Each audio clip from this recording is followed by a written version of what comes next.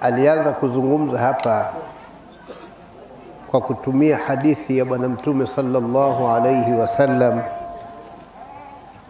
inayosema khairukum man ta'allama al-Qur'ana wa 'allama, mbora wenu ni yule aliyejifundisha Qur'ani kisha naye akaifundisha.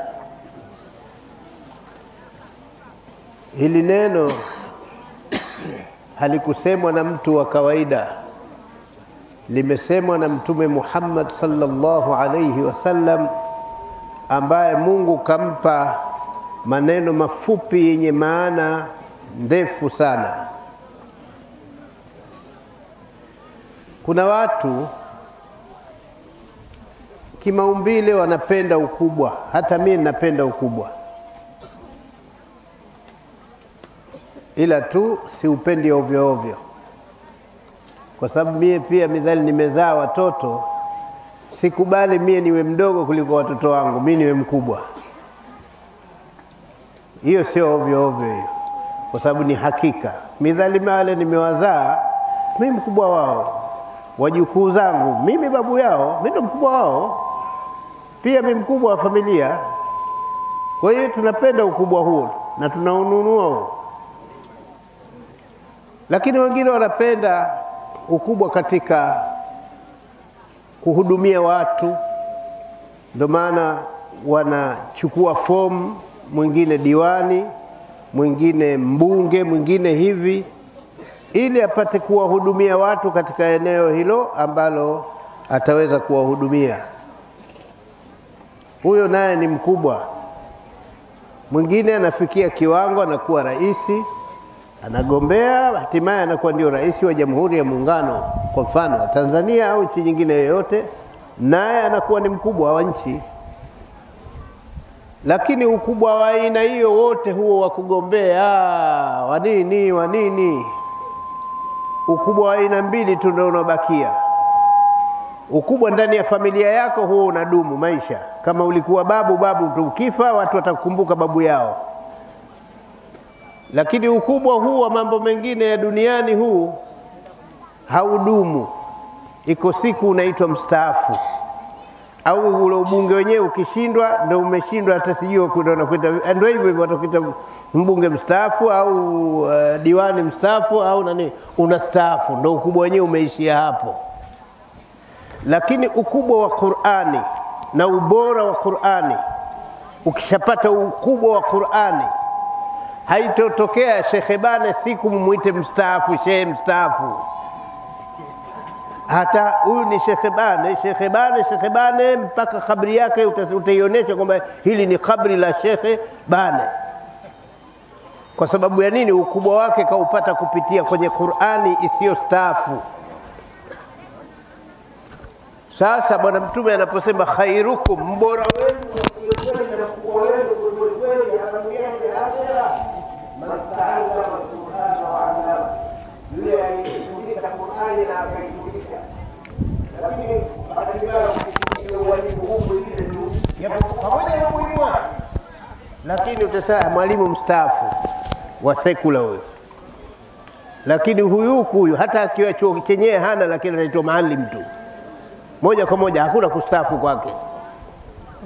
Kwa hiyo kama mmenielewa, tuelewe adhama ya maneno ya Bwana Mtume sallallahu alayhi wasallam anaposema khairukum man ta'allama al-Qur'ana wa 'allama.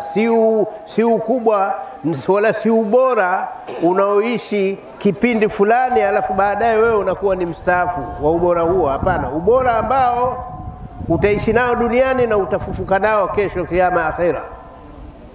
Kwa hiyo sikatazi wala sizuii kugombea huu ukubwa wa duniani, kwa sababu pia nao unafaa kwa ajili ya kuhudumia watu. Lakini tusiusahau huu ukubwa wa kudumu ambao ndio utaofaa kuwalea watu wakawa na nidhamu, na tukapunguza uzalishaji unaojitokeza sasa hivi wa panya rodi, na siku hizi maeneo mengine unasikia kuna mbwa rodi, yani mbwa mwitu. Sasa matokeo yake Sheikh Bani ananiambia itatokea pipi na Nguruwe Road. Watoto watajiita tu, watoto hawana shakumu watoto. Ikiwa wamejiita panya, iko siku watajiita Nguruwe Road. Na nguruwe si wanavamia tu shamba la watu. Sasa na panya wanavamia matambara ya watu ndani wao mashamba.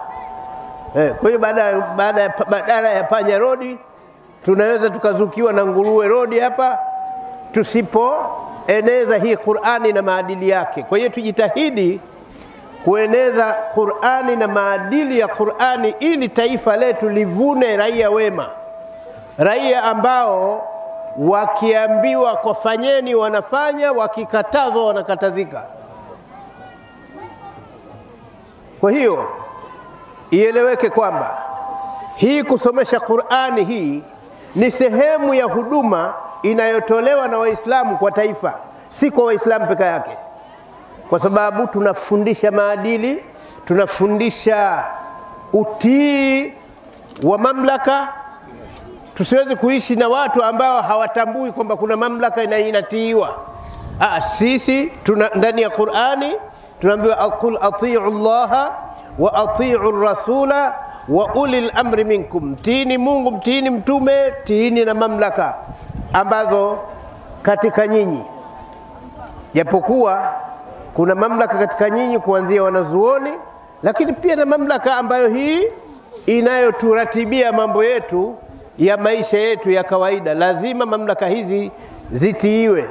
Mafundisho haya yanatoka madrasa, lakini wanayevuna ni wakuu wa wilaya, wakuu wa mikoa. Rais wa Jamhuri ya Tanzania anakuwa na raia wa aina hiyo wanaotambua wajibu kwa dini yao kwamba waitii serikali yao. Hiyo ni faida, kwa sababu hii isizingatiwe kwamba ni huduma kwa ajili ya dini ya Kiislamu tu. Hapana, ni huduma kwa ajili ya dini, lakini ni huduma kwa ajili ya dola. Maslahi ya dini ndiyo maslahi ya dola, itambulike hivyo. Sisi upande wetu wa Uislamu, maslahi ya dini hayapingani na maslahi ya dola, ila katika sehemu ndogo tu. Kujenga viwanda vya pombe, hapo tunapishana. Fiesta tunapishana. Vitu vidogo tu hivyo, lakini kamari tunapishana. Lakini sehemu iliyobakia maslahi ya dini ndiyo maslahi ya dola. Maslahi ya dola ndiyo maslahi ya dini. Uratibu unaofanywa na dola, dini inafaidika.